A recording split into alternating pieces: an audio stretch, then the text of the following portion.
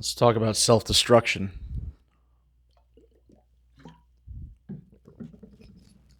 I was thinking about self destruction and why do we self destruct?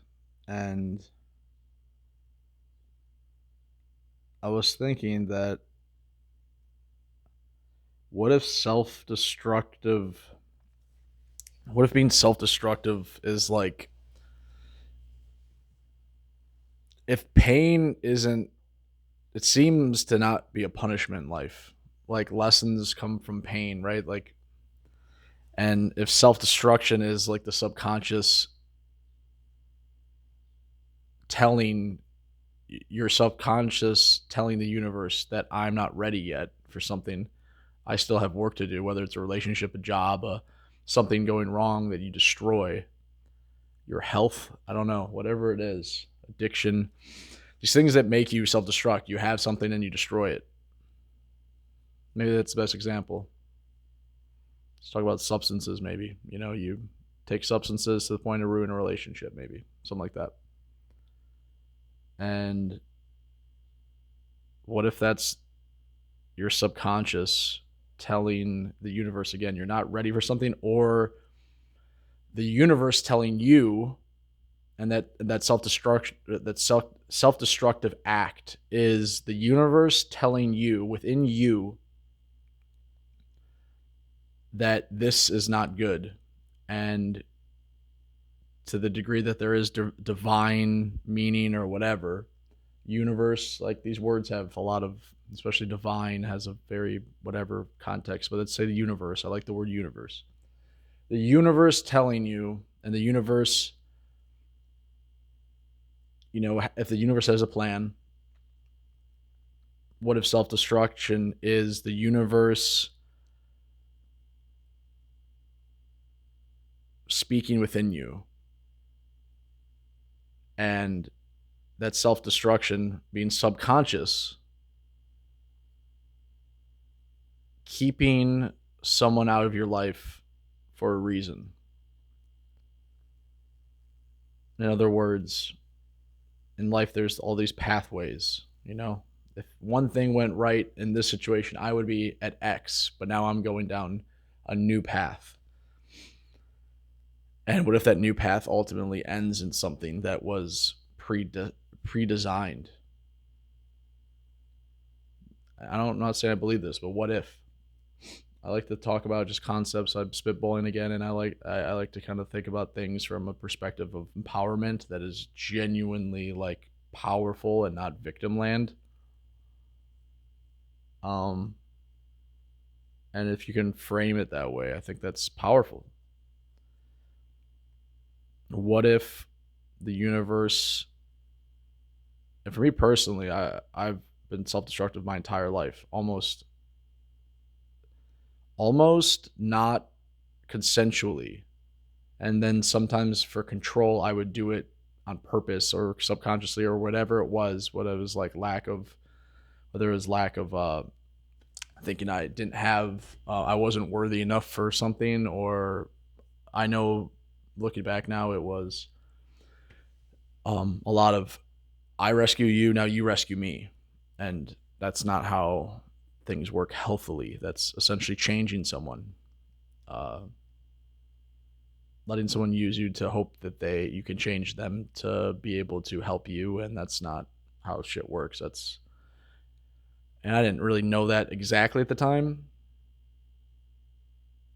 And if I did, I didn't think that people, that's part of the whole thing. It's complicated, but like often with trauma, it's like you can't see things because that would illuminate other things, right?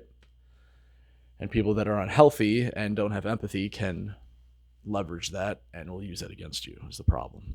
But back to self destruction, I didn't want, yeah, so I couldn't look at that obviously. And so, but that doesn't mean that that's self destructive, i.e., there you go, like that's a good example. That self destruction could have been subconsciously, you know, it's like, she's about to sneeze and yawn at the same time. It's like if my sneeze is the universe and my yawn is the trigger through self-destruction, yawning invokes the sneeze, the universe sprays down a new path.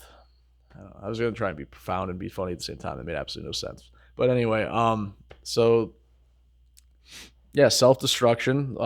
If you're, you click on this video, maybe you have some self-destructive tendencies and some, you clicked on it for a reason. So comment below what your opinion is on why we self-destruct, why you did it to the degree that you're, open to talk about it.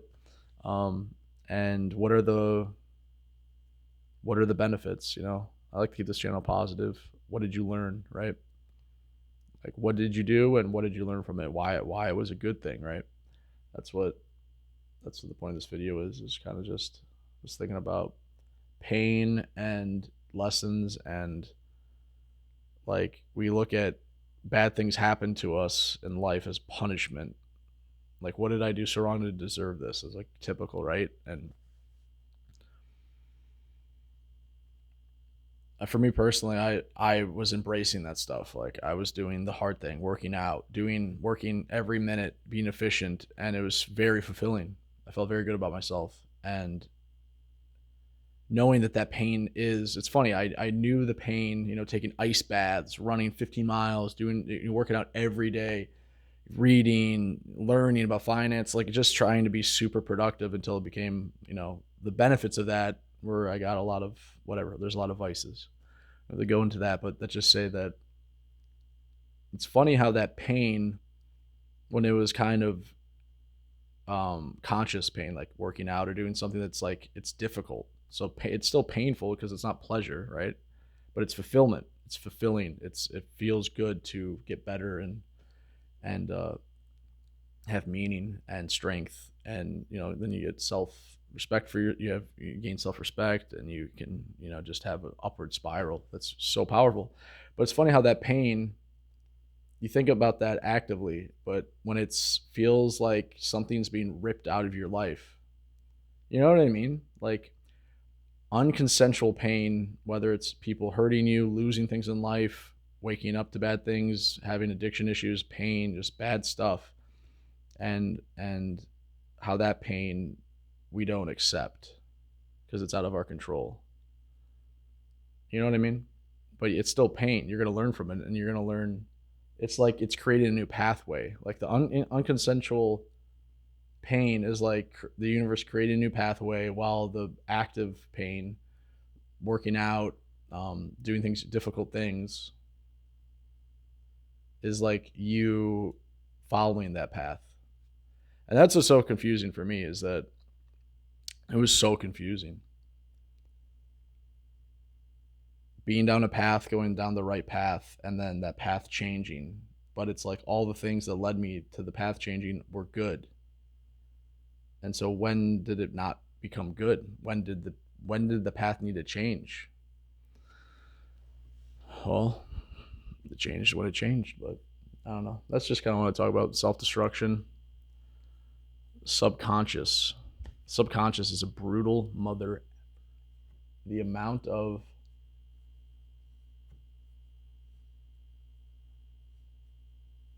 I saw something profound too. This is a segue, but just talk about mental health in general.